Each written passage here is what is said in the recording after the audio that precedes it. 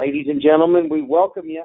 Here it is, April already, and we are excited to talk to you a little bit this evening about the current status of your calves involved in the SPC here in the second year.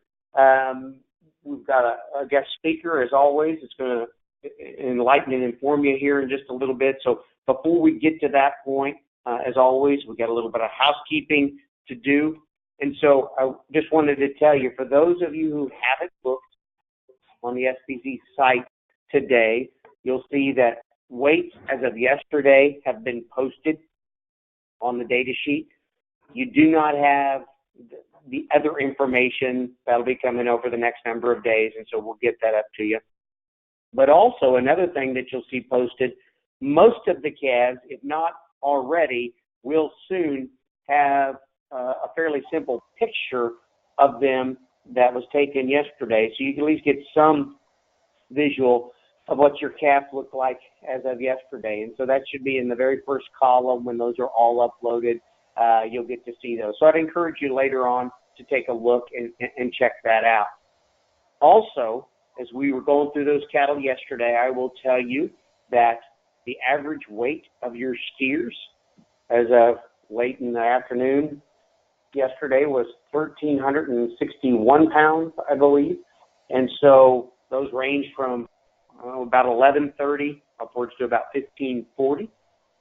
Also, as some of you may remember from some earlier comments and information we've shared to you, the first half of the steers are actually on a truck headed to Schuyler, Nebraska as we speak. The first half of the steers will be harvested early tomorrow. And so we'll start to gather that data up.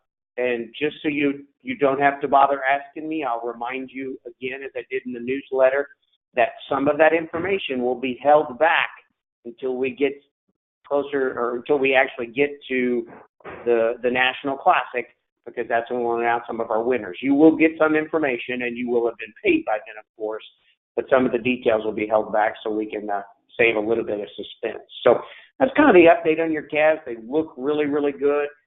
Feed yard management, spent a lot of time with them yesterday. They are very tickled, as I've mentioned, every single month. As you can imagine, and Mr. Busby is going to talk to us a bit about his experiences in a little bit. And it wouldn't shock him that even the gains, as impressive as they have been throughout this entire program, the last month they started to slip. It was inevitable. It was going to happen. And we just didn't exactly know when they were going to start to lay down just a little bit. And they started to back up. The average daily gain for the last month was 3.7. Still, the average for the entire feeding period from start to finish across the entire group is still at a 4.76. So that's a pretty impressive number all told. So with that, that's a little bit of quick update. If you have more questions about the calves, later on you can ask some questions of those things. But for now, I'm going to be quiet, and I want to introduce to you a guest this evening who's infinitely more qualified to talk about anything that we're going to talk about here tonight than the rest of us combined. For many years, our guest speaker handled a whole host of different extension efforts in the state of Iowa. He is highly known for his work at the Tri-County yard in Iowa. The Tri-County Steer Carcass Futurity is something he's been closely tied to, and his name is somewhat synonymous with that program. And so I'm not going to steal too much of his thunder. Darrell Busby, a Kansas native, multiple degrees from K-State. I know there's some of you listening right now that are rah-rahing and cheering for that. And so I'm going to be quiet, and we're going to turn the floor over to Mr. Busby. Mr. Busby, it is yours. Okay. Thank you, Chip. And I guess if the voice isn't quite right or anything on it, you can send me a message or break in and tell me. But it's certainly a pleasure to visit with you this evening from Southwest Iowa, where the calendar may say April, but I believe it's March or maybe mid-February here and stuff, but not as cold as Montana. But I think we're expecting a low of 14 tomorrow morning, which will break the record low from 1899. So going back 118 years to break a record. We just soon not break. So I want to visit with you about feedlot data and carcass data, and certainly congratulate you on your steer profitability competition. I think it's a great program, and it takes a lot of effort and coordination to put a program like that together. And as Chip said, part of your calves are on the road tonight, should make it in. So I think when you get your final reports and you have all this data together, it's fun to compare then. Now, how did my steers do to the other entries? You know, what were my strengths? What were my weaknesses? And what might I do to make improvements on that? And I'm going to show you some data from Tri-County with larger numbers over a longer period of years, and talk about factors that affect feedlot profitability. Again, profitability is what's in your title. Profitability is what the Futurity started looking at. And Kelsey has a copy of the TCSCF paper on profitability. You're welcome to get a copy of it. If you have any questions on it, you're welcome to drop me an email or contact the office, and they can answer some of the questions too that you might have. So Tri-County Steer Carcass Futurity started in 1982. In the first year, we had 106 steers from 35 consigners. They were all from Southwest Iowa. And if you think back, probably your grandparents would probably be the best that can explain, but the 80s in agriculture were extremely tough. Financially, in very difficult times. In the cow-calf people in the 3 counties, they wanted to know what was the most profitable steer in the feedlot. At that point in time, Southwest Iowa had a good combination of cow-calf and small feedlots, and they needed to improve profitability for their farms and family operations to survive. In the last 15 years, Tri-County has fed over 103,000 head of steers and heifers from 27 states, mostly south and east of Iowa. In Manitoba, there's a lot of cheap corn in the Platte Valley in Nebraska, and does not make a lot of sense to truck cattle past that cheaper corn to come into Southwest Iowa. But we would be the cheapest corn in the United States for anybody pretty much south and east of us. One thing that's unique, and I'm not sure whether we're extremely smart when we set this up in '82, but we have a 10-member board, and that 10-member board currently has 7 cow-calf producers on it, a veterinarian, a pharmaceutical rep, and a purebred livestock representative. The other 7 are all cow-calf producers who produce calves that are fed in the futurity. And so that's who owns the board or the cooperative, that's who manages the cooperative. The 3 employees report to this 10-member board. And one of the biggest jobs for that 7-member cow-calf committee is they are the feedlot selection committee. And currently they have 8 different feedlots here in Southwest Iowa that feed for them. They have to submit an annual bid, and they have certain protocols that they have to follow in terms of rations, implant strategies. The Futurity takes care of all the marketing. We have our own grid that we've developed with Tyson. And so the Futurity manages a lot, but whether your calves went to feedlot A or B or C, you know, our data says they'll all perform roughly the same and stuff. But we are separated. The board is separated from the feedlots. And as one board member said, the feedlots provide a service to the board member and to the consigners that send cattle to the Futurity. One other trait about these consigners is over half of the cattle that we feed, the cow-calf producer does not have enough cattle to have his own pen at the feedlot. We do have a few people who send us 400 or 500 calves, but the vast majority have maybe 80 cows or less. so they don't have enough for their own pen. So the only way for them to participate in retained ownership is to work with like-minded people with similar vaccination programs, preconditioning programs, and people that want the same kind of information that they look at and stuff. So we have 35 years of retained ownership from this. We collect growth and carcass data, very, very similar to what you folks are doing with your steer profitability program. We prepare the reports. Now, we're not quite as good as Chip is at weighing cattle yesterday and putting up results up on the website in 24 hours. We're not that good yet, but maybe we need to work on that. But one thing we do know, just as you folks, I think, want to look at your data, how do I compare to other people? And in our system, the more information you provide, the more data that's analyzed. If you give us birth dates, we get back weight per day of age. We do retail value per day of age. If you give us sire registration numbers, we prepare a sire summary profitability report. And our board believes very strongly you have to use this information to get better every day. That also that our competition is not each other. It's the competition is for the other proteins, pork and poultry.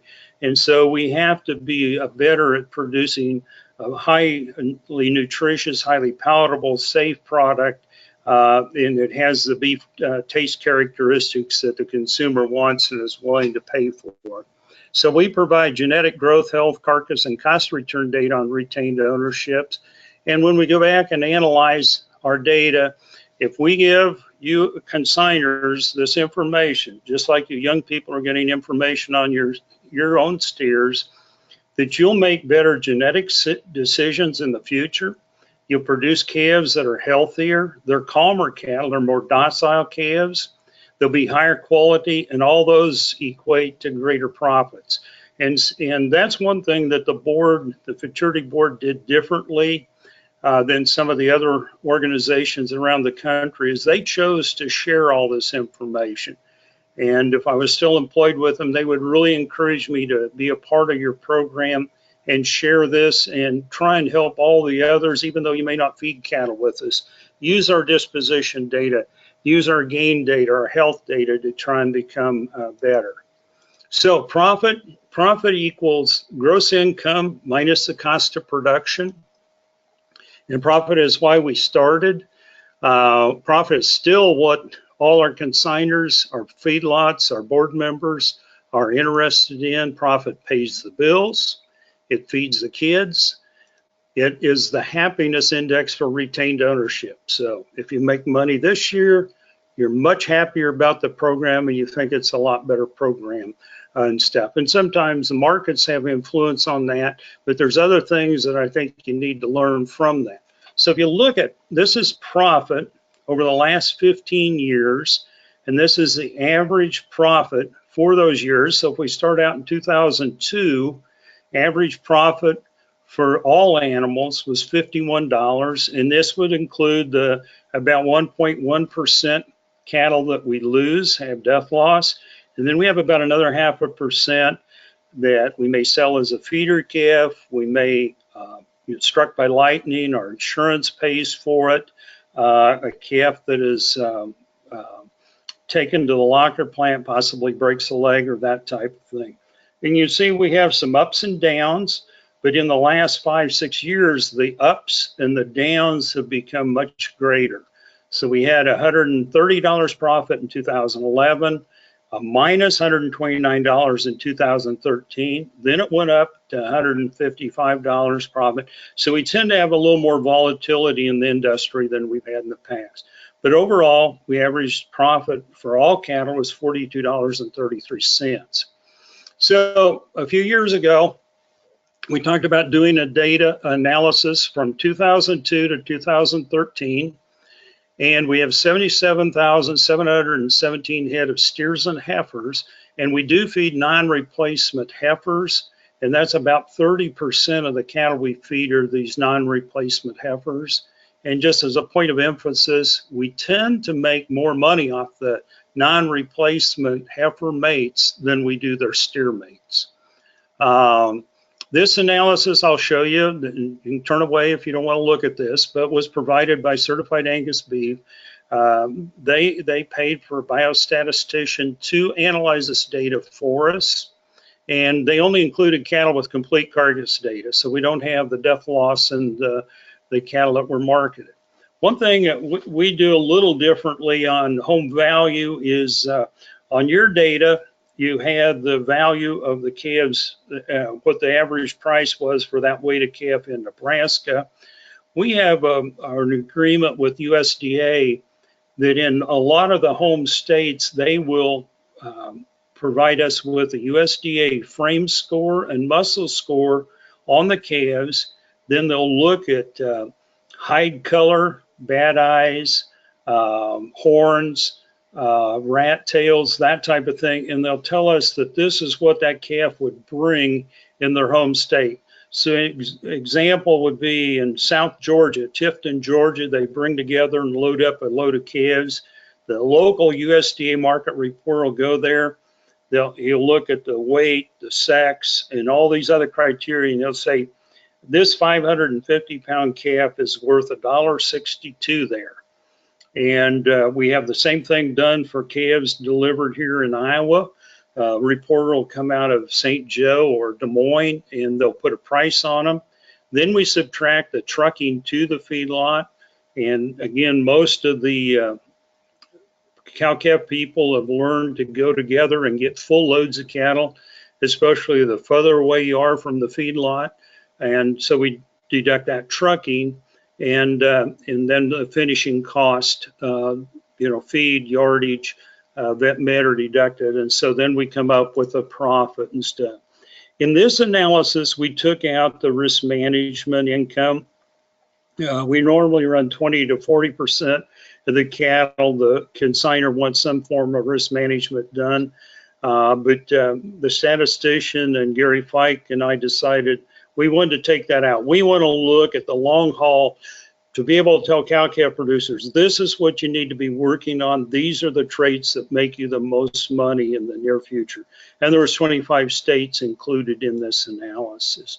So if you look and think about this, so if we had 6,000 head in 1 year, Mike King, the statistician, ranked them from the most profitable 1,000 head to the least profitable 1,000 head. And then he took those cattle in each one of the 1/6, and he averaged them over that 13-year period, and we looked at them. And what this does, and I'm not sure we were thinking about this in 2014 when we started talking about doing this, but if you look at the volatility in the markets, and we talk about trade agreements and that type of thing, and the market can go up and down dramatically. What this analysis does is it takes that out. It takes the fluctuation in feeder calf, corn, or feed, and the fed cattle market out. And so we think it gives you a long-term view of where you need to go and what are the important things. Okay, so this is the least profitable, is off here to the left, right down in here. See where my mouse went to, there it is. And they lost $120.42.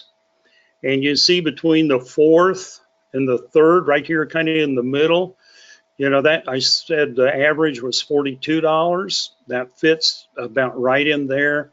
And you see these high profit cattle, $216. So the difference between the high 1/6 and the low 1/6 is $336. $336 over this 13-year span, if you look from 1 year to the next. So I have these huge differences in profit. And if you look at different herds, there are a few herds, 20 to 30 herds of cattle that we feed, that their cattle would lie in this. In other words, almost all their cattle fit in the upper half, all the cattle we feed. And I think normally I don't point out one or two producers, but because you had an article in your magazine this last issue, and it was backed by a broad base, and that's Red Hill Farms, Bart and Sarah Jones, and they have sent us all of their non-replacement bulls and not very many heifers, only a few heifers over the years, and their herd would all lie within that. So when you look at genetics and say that's one herd, and that's unusual that it's a purebred herd that, you know, is selling a lot of seed stock and then sending us the kind of the, I don't want to say rejects, but the non-replacements to us. Most of the other herds then are large or commercial herds. They may range from 60 head to 500 head, but they're people that pay great attention to detail. They seek outside help. They really do things really well. And then we have a few people that will send us cattle, and almost all their cattle are in the bottom end.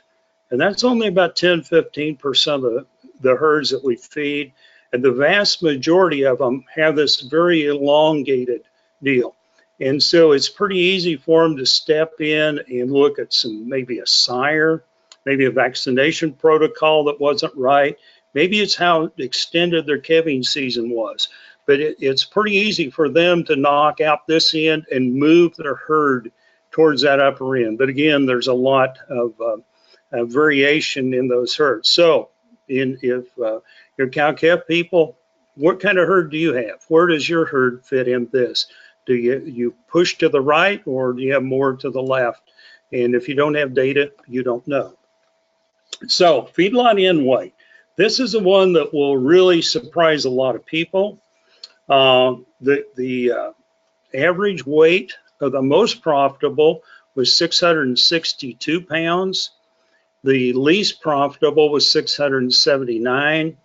And you can see 651, actually the lightest calf are in this second deal.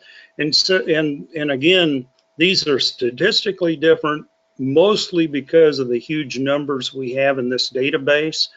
But, you know, 662 pounds versus 651 or 679, those pounds are maybe not great differences, but again, they tend to favor the lighter calves. If you look at feeder market price, and again, this is what the USDA said that those calves are worth. Here we have the lighter calves, and we're saying they're worth less money per hundredweight than the heavier and the higher price calves and stuff. And you take those times each other, and there's almost $113 difference when we start out. Now, why would we have that much difference? Again, 25 states covered from mostly south and east of here. A lot of this is regional differences. You will see heavily discounted southeast cattle because people believe they won't perform that well. Our data says southeast genetics, similar to Iowa genetics, will perform just the same. And as a management there, certainly people in the southeast can do as good a job of managing their cattle. They can close down their breeding season. They can supplement their cattle correctly. And so this is where one of the real differences is the beginning value of those cattle. And that's why, again, we're very pleased that the USDA helps us put a fair market price on those cattle at their home rather than others and stuff. But again, that's a big part of it. And an old saying in the feedlot industry is buying them right is half the profit. And that's kind of what this points out, that the old timers didn't know what they were talking about. This is then the red bar is what you saw earlier. That's what the market value was on those calves. That's what the USDA market reporter said that's what the cattle were. But the blue bar is what we could have paid for those calves to make to break even. So in the most profitable, the calf was 662 pounds, was worth $91.47 at the local market, but we could have paid $124.14 for that calf. You look back again, clear over to the least profitable, The market said that that calf was worth 104.44. The most we could have paid for that calf was 87.93 to break even. So we have these huge differences here. But again, we have a lot of opportunities in here of finding these high quality calves. They're being undervalued in the feeder calf market. And if we can identify them, they're genetically superior, they're healthier, they'll do better. What about the final weight? Well, even though the most profitable were one of the lighter groups coming in, they were by far the heaviest. And then we move on down the line. The heaviest calves coming in, the least profitable, actually weighed the less at harvest weight. What about warm-up average daily gain? So you asked that your calves were to be preconditioned and double vacked, and this is the reason why. A lot of these calves in the least profitable only gained 3.13. The most profitable was 3.72. And you look at the health treatments on them, we had to treat 18% of those calves once, 12% had to be treated 2 or more times. So we ended up treating 30% of those. And in the high profit group, we only treated 10% of those calves once and only had to treat 2.08% of those cattle 2 or more times. So part of the profitability is the cattle come in and their health conditions, health situation is much better than the others. This is some data in how we present it that may be of use to you. Is if you look at our death loss, the feedlots, and this is a testament to how good the feedlots are that feed for us. They lose 1 in 10,000 head that were never treated. In other words, it is extremely rare for our feedlots to call us and say, we have a calf that's deceased in the pen, but we didn't recognize him as being sick. And then this goes up to, we lose about 1.1%, and that's industry average is 2.5%. And a single treat death loss, that percentage, this is about 4 or 5% death loss here. This runs up to about 12 or 14%. And we do have a protocol that says once you've treated the calf 3 times for respiratory, don't treat him anymore. Just turn him into a recovery pen, give him a chance to recover on his own. This is what treatment costs has done. And that reminds me, for you young people, you talk about a disappointing. We have made no improvement in the last 20 years in terms of reducing health pulls. We have more expensive medications. I think we have better vaccines, but we're just not making the progress on the health side. And the cattle that had to be treated once, we get a reduction in gain. That's what it costs you. They don't grade as well. We have a few more dark cutters. But if we treat a calf once, his actual loss to the consignor is $119. And if we have to treat him 2 or more times, even though the med cost was only $64, we lost $365 as a part of the death loss and stuff. But so death or health issues in the feedlot are very costly, and they haven't went away. This is some work we did with 7 herds here in Iowa, and this is the only piece that is like this. This was funded by your checkoff dollars, so often we wonder where our checkoff money went, but we had 7 herds, a little over 300 head of calves, and this is whether they were untreated in their entire lifetime, treated once, whether it was at home or in the feedlot, and then treated 2 or more times. And I want to go down to Warner Bratzler shear. And this is a measure of tenderness. And so the less pressure that it takes to shear that muscle tissue off, the more tender that cut of meat is going to be. And anytime we had to treat the calf, if we just treated him once, whether it was at his home, in Southwest Iowa or in a feedlot in Southwest Iowa, we increase the toughness of that steak by a half a pound. And so we know what it cost us in terms of cost and expense to treat the cattle, but now we also have a consumer preference issue, and I think, again, there's a great future for you young people to try and work on reducing respiratory problems in cattle. Now, this is what the gain looks like in those groups. The least profitable cattle only gain 306, the most profitable 346. That's nothing like your average of 476 on your steers. And one of the cautions you could claim, and if I was you, I'd do the same, that they're genetically superior. But on the other hand, you may want to remember I told you about 30% or a third of these cattle are non-replacement heifers. They're included in there, and heifers will gain 8% less and 8% less efficient than their steer mates and stuff. So, but again, the profitability is a big part of gain. And so what about sires? And so this is our analysis. It's not as in-depth and as scientific as the breed associations are.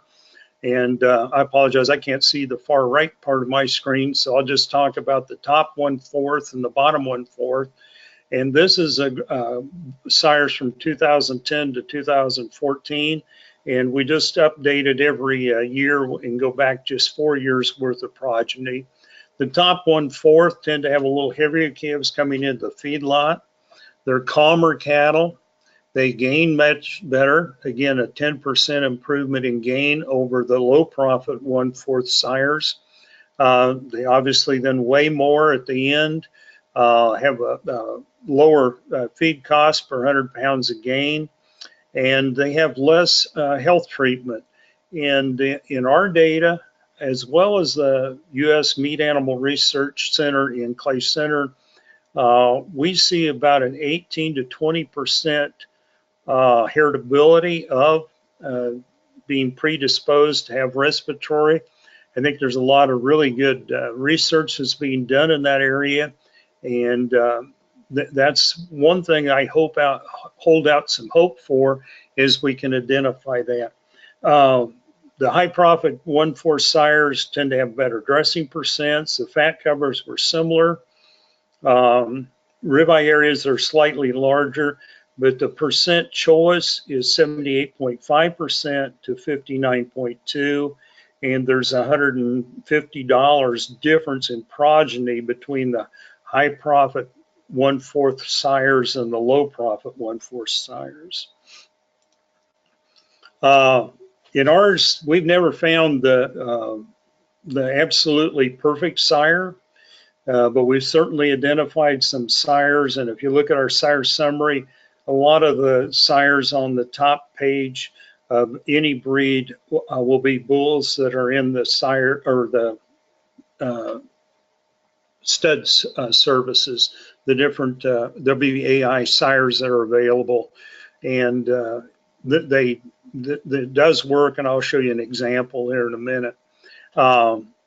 So we think as commercial producers, you need to look at what your weaknesses are, and can I fix them with genetics, and can I correct those points without losing any of my strengths and stuff. So this is an example, and this is a true story. This was an Iowa consignor, and he called and he says, my calves used to grade 90% choice, and now they're only 50% choice. So this is a story for Chip and Luke Bowman to be able to share. Of course, what's the first thing is, well, the feedlot didn't feed my calves the right way. No, your calves were fed at the same feedlot for the last 4 years. Well, they weren't fed long enough. No, actually, they were fed a week longer than we had the previous year. Well, they weren't fat enough. No, they actually had a little more fat than we had on them the year before. And so I said, what about genetics? Well, you know, I haven't got my registration papers from the breeder. And when I show you this next graph, you'll know what breed it is, and don't hold that against us. But I said, go to your computer, and when you find the breed website, type in that registration number of that sire, and also call me with that. And so he pulled up this table, and this sire that he was now using, and these calves were only getting 50%. This sire was in the bottom 5%, or bottom 10%, excuse me, bottom 10% of the breed. Okay. And I said, do you think that made a difference? And so he went out, he bought this sire, and the first calf crop out of here, and again, look at marbling, EPD, and that bull is in the top 3 or 4% of the breed. And since then, he did have another calf crop. He calves both fall and spring, and it was 100% choice. So genetics make a difference.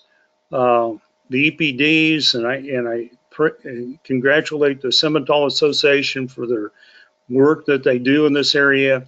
This stuff works, and there's great science behind it, and we see those results in the field and stuff.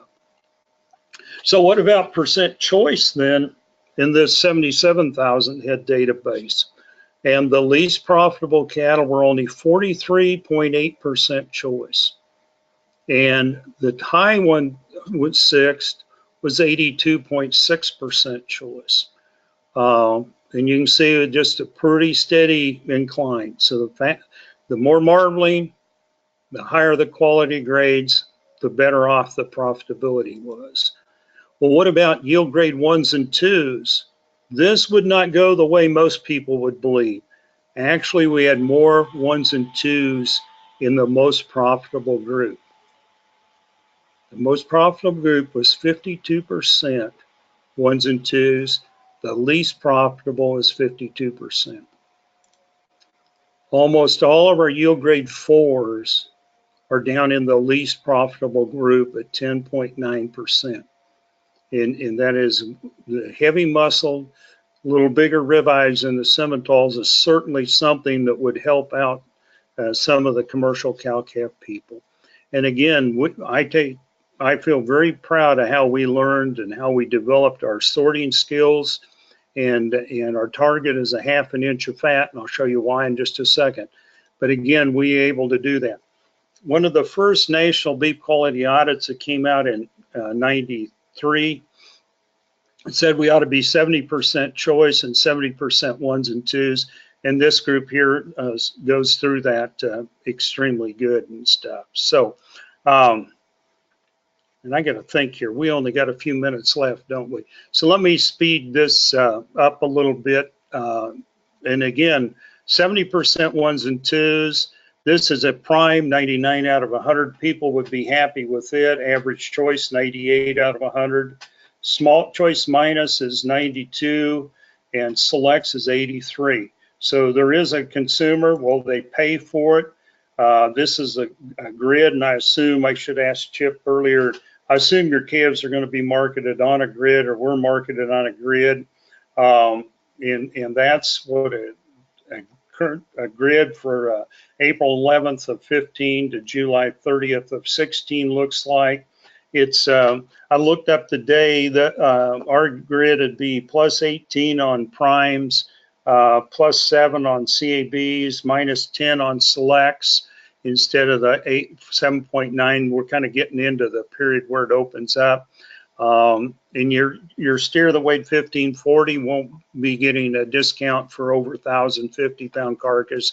That's reserved for anything over about 1660 full weight at the feedlot.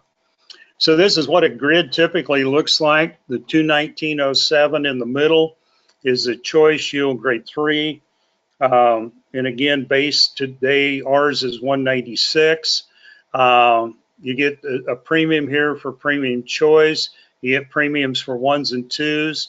You look at it, what it looks like on an 800-pound carcass is about $160 difference between a prime yield grade 3 and a choice yield grade 3, or if you get discounted, about a $70 deduct on that. So carcass price, sure as the world. We had most of the 4s are down here at the least profitable. We had the 1s and 2s and choice minus and the premiums up here on the most profitable. So by golly, it does fit. Consumers are paying for a high quality product, and you see it. Now this is our data, and this is why we stuck to our guns when others were feeding to much heavier fat endpoint. But these two lines at a half an inch of fat and across at 70-70, 70% of the carcass will be 1s and 2s and 70% choice. And if you look at that blue line, when we add on an extra 1/10 of an inch of fat, it really doesn't add that much percent choice to us. And again, you move on up, it really doesn't help you, Matt, but it kills all the yield grade 1s and 2s and pretty much moves you over into mostly 4s and 5s. So again, our board made a conscious decision not to go that route. Balancing quality grade and yield grade is walking a fine line. Quality grade, yield grade, but still the target is 70% choice and 70% yield grades 1s and 2s. And I think as I looked at your ultrasound data, it may be slightly different than what your actual camera data is from the plant here Thursday, but you should be close to 70-70. So I thought one thing I wanted to caution you is make some of these comparisons. Depending on how the in weights and the out weights are handled and shrink and everything, our data should line up pretty well with yours on average daily gain, on weight per day of age, obviously health treatments. The carcass data that you're going to get back from Skylar would be very similar to all the carcass data we've collected, and carcass value should be very similar to what we're marketing cattle this week. Slight differences on the beginning value. Again, remind you that 30% of the futurity cattle in that summary are non-replacement heifers. And then again, I'm so jealous and yet so happy for you folks. I don't think you realize how fortunate you are to have individual feed to gain data. We were never able to collect that on our futurity steers and heifers and stuff, but again, that's so you got a lot more similarities and differences, so I think you can use it for that and stuff. So I think with that, I don't see any questions yet. Maybe Chip or Kelsey can let me know where we at on time then. I don't want to run over. Well, we do have one. We have a handful of questions, but we've got one up here, and I'll go ahead and throw it at you, Darrell, and then you can keep going. But we had a young person ask about some of your graphs from a little bit earlier, and they recognized that that some of the higher profit sires have bigger calves at entry. However, some of the high profit producers had lighter weight calves at entry. Any thoughts on that, comparing some of the profitable sires and maybe their calves, at least in this subset of numbers, were a little bigger at entry, but some of those high profit producers had lighter weight calves? Yeah. You know, whoever asked that question, I owe them something greatly. So let's go back and pull up the sire thing. And I think you'll be able to see this on the screen if I do this correctly. But somebody's a very astute person. Let me see there. Yeah, okay. So what we did is we used two different methodologies to determine this beginning value. And in this sire summary, we took some old cost of production data that the Iowa State and the University of Illinois, we had collected cost information data, and we knew what the fixed cost of maintaining a cow were, and we made some adjustments for inflation. And then we said, okay, if this calf weighs in the bottom 1/4, 633 pounds, and in the other, and this is what his variable cost is to put on that weight.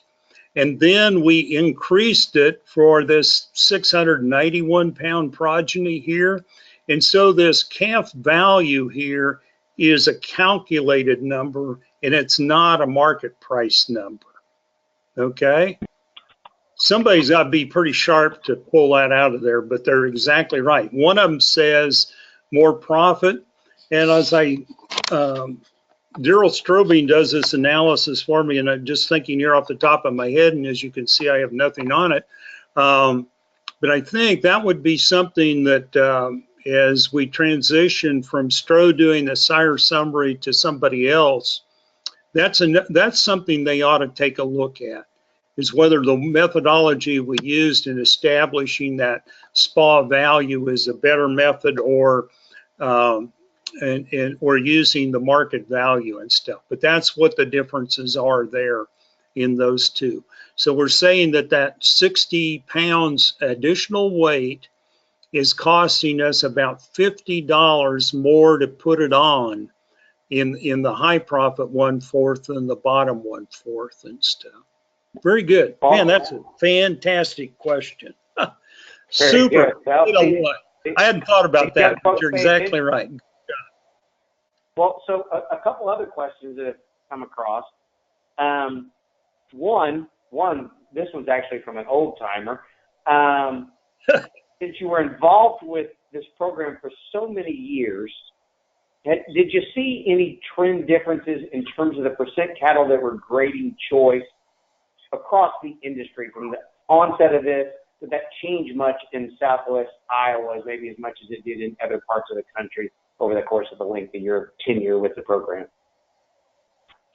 Yeah, that's a good question. Here in Southwest Iowa, we started in '82, and we started getting cattle from Georgia. I think it was '89 or '90, and as you'll notice, none of that early data is there. But I can tell you that in like '82, '83, we would only have 45, 50% of the steers grade choice. And I think back about that, we were using we weren't aggressive at all on the implants. We were using Cenovix S. I guess as you think back, that Cenovix S, Magnum, Ralgro, those were kind of it. But we had some data we analyzed in 1989. It was almost all Southwest Iowa cattle, a few northern Missouri cattle, and we made great progress in quality grade. We were up around 70%. I think the industry at that point in time was running about 55, maybe 60% choice. But the other thing, that once we gave people information back, they produced a much more consistent product. And that was very significant to the industry, because in the first national beef quality audit, they said one of our biggest problems was lack of consistency. We had too big of ribeyes, too small of ribeyes. Marbling was all over the board, and so we did it. And I think the Iowa people had some idea what feedlot cattle were like. That's one thing in the Southeast where there may not be a feedlot within 500, 600 miles.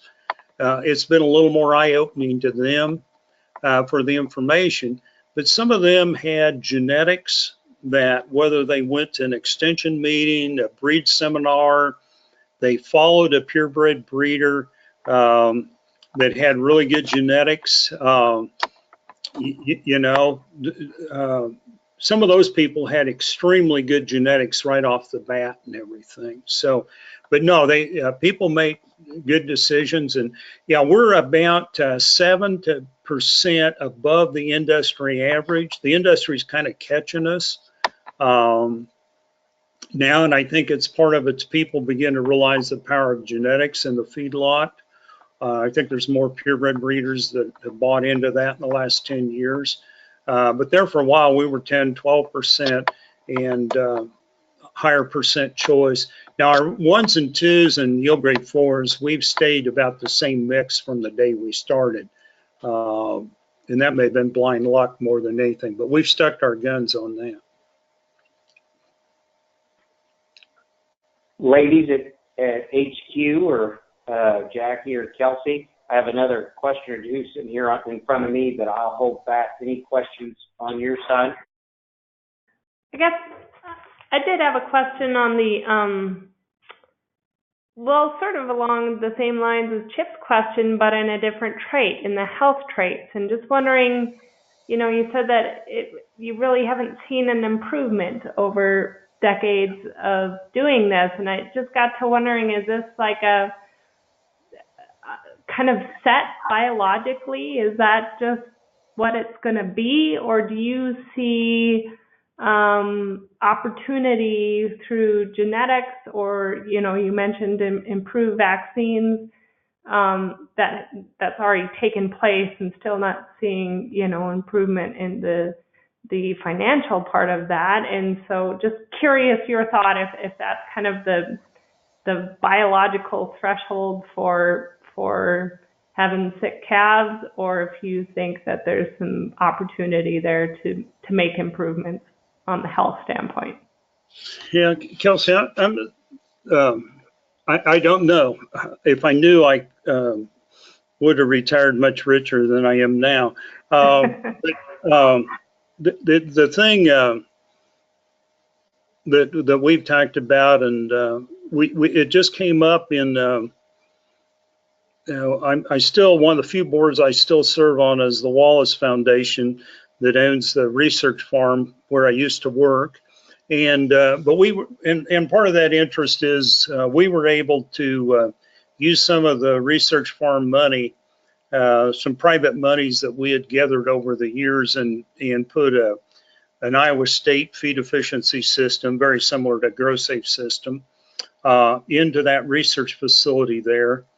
And so I was visiting with Kathleen Jones, her and her husband are one of the feedlots that feed for the Futurity. And then David Trowbridge, he manages Gregory Feedlots and past president Hereford Association, or certified Hereford beef, and now he's president of Iowa Cattlemen's Association. But we were having this discussion over lunch that why haven't we made any improvement? And I would really like to see them use the GrowSafe system and see if we could identify cattle that aren't eating as well, and identify them quickly and get out there and maybe treat them a little quicker. Maybe that would help them. Or the other thing that we've kicked around, and give you this, probably more numbers you want to know, but that's how my mind is built. When we do on test weights, we identify 3.5% of the cattle that do not appear to be sick. You know, their ears aren't down, their eyes aren't watery, everything about them appears to be a very normal calf. But the calves gained about 65% of the other calves in the pen. In other words, normal is 100 pounds in the first 28 days. This calf's only gained 60 pounds. And we temp him, and he has 103.7. He's extremely hot. And so we treat him, and you turn him out, and we stand there and we all look at him and we say, that calf, there's no way you'd know he was sick, except we weighed him. And I don't know if we could pick that up on the GrowSafe system or something like it. We did some work with front end scales where the calves stepped up on a scale in when they went to drink water, and we tried to look at some things like that, and then use a paintball gun to mark them that okay, here's a calf that needs attention because he doesn't weigh, you know, he's started losing weight. And I think maybe there's a few management things like that could be looked at. I still, you know, we did 6,000 DNA tests for identity and submitted all that to them. That's part of, they were bought out by GeneSeek, am I correct and stuff, Chip? I lose track of who buys who out. But our data's in there, and Igenity was working on some markers when they were bought out, and I think there's that possibility. That's the greatest one, and Allison Van Arm at UC Davis is probably the person I'd kind of watch and see, and I think Matt Spangler at UNL's looked at that, but that's the only one I know. I guess one other one I'd throw in our data is one we found, and you think about what the weather is right now. But we, with the University of Missouri, had an analysis where we used the zip code and put them into crop reporting districts. We had the birth dates of the cows. They went to the drought monitor and looked at above normal precip, below normal precip, and then what kind of health issues and gain and performance in the feedlot. And calves that were born in extremely drouthy conditions weighed 20% less coming into the feedlot. We had more health problems they did not do. But mud conditions were almost as bad as 20% below normal precip. So mud, and and if we think it feeds along and says about fetal programming and cow nutrition and late gestation, early lactation is real, and we can see that coming through in the feedlot. So there's all those thrown together, and but again, I'm more, I guess I thought by the time I retired, we'd have more of this health thing figured out, and we don't. And I don't have a good answer. So all the young people that are on here, in another 20 years, I'll be probably still around, but not very coherent. So you'll have to tell me what you accomplished and how you did that. Drop me a letter at the nursing home and stuff, and let me know what you did. I like that. We can all get together and commiserate. But yeah. I think, Darrell, you're spot on right. We, we lament those same things internally, and partially because there's just very few phenotypic measures on health that are really tied to a lot of genetic pieces that we can do a lot of work with. And again, of course, there's more and more. And some of that last piece that you talked about, the serious both macro and micro environmental conditions that are going on. Actually, we've been approached with some researchers who would like to dig into some of that and try to tackle some of those exact things you just mentioned. So anyway, exciting stuff. Well, youngsters, if you have a question, we don't want to keep Mr. Busby any longer than necessary, though I know he'll stay and answer your questions. If there's another question that comes across, please tell us. I think you have a couple more slides, and we may have interjected a bit too early, Darrell. Is there a couple you want to show to us yet real fast? Well, let me, I'll tell you what, let's just bring them up, put them up there. When people ask me what type of cow-calf producers want to participate in this, these are kind of some common traits that we noticed about the consigners over time. And again, I throw that out. I think young people participating in your steer profitability competition, you're right in this mix of that, and I commend you for that. And I want to just throw this one out. Again, this gets back to the people and everything, is things that we overestimate the value of is location or zip code, other than how short it is. We find really good cattle in Georgia, in West Virginia, Kentucky, Iowa, Illinois, Indiana. The management and the information you can learn is there, and you can apply it. And the other one, and I apologize, I hadn't thought about putting this out, but if you look at breed and you look at the range in profit across all the breeds that we summarize, and we're probably a little short on the Brahman influence cattle, but the rest of them, we have a lot of numbers, and the highest profit sire in all the breeds is pretty much the range in profit is the same. So you can find really good sires in every breed, and but you can also find some bulls that aren't that good and stuff.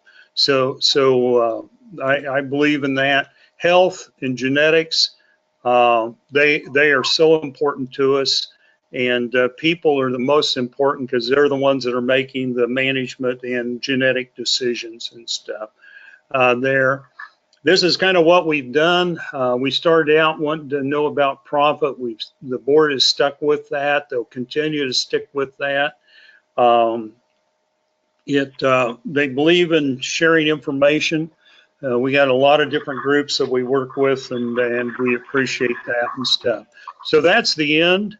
And this is in Yellowstone, my favorite place to go in the dead of winter for other reasons, but I do like to be there. So, Kelsey, as I said, Kelsey has the one report. The TCSCF.com has sire summaries, most of the research updates. The IowaBeefCenter.org is on the Iowa State University part of Extension. And all our research reports, work we did on tenderness, cull cows, the university or the Tri-County phone number is there. On the earlier one, I listed my cell phone, and you're certainly welcome to give me a call. I will tell you on my cell phone, if I don't recognize the phone number the first time, you have to leave a message, or I will call you back. Too many solicitors, and we're into political surveys now at our house. I hope none of you are, but somehow we're in that group. And then that's my personal email there, and you're welcome to drop me any questions or anything and stuff. But again, I appreciate the opportunity to visit with you, and take a few more questions, and or we can say goodnight too. Well, Darrell, a couple things I want to throw at the youngsters on the webinar. Mr. Busby showed you the grid for some of their cattle. We'll be going through some of that in our next webinar next month. We'll also be going through a little bit of the picture of what the IGS feeder profit calculator looks like on each of your respective calves. I hope you listened to this evening's talk very closely, and I would encourage you maybe even to go back and listen to it again. It's going to be online and recorded for you.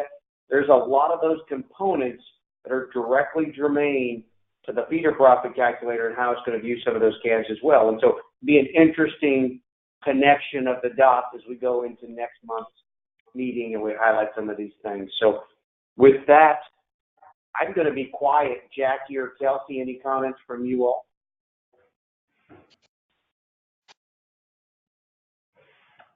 I'll take that as none from me. I thought it was a great webinar. Well, Mr. Busby, thank you so much. It's an absolute privilege to have your expertise with us. Loads of information, and obviously he's made himself available to you if you're interested in reaching out. And I bet you and I will be visiting again. You've prompted me with some questions that I'll probably follow up after this phone visit. So, Darrell, thank you so much. You're welcome, Chip. I appreciate the opportunity to visit with all of you. Take care. Good night. Thank you. Thanks to everybody. Good night.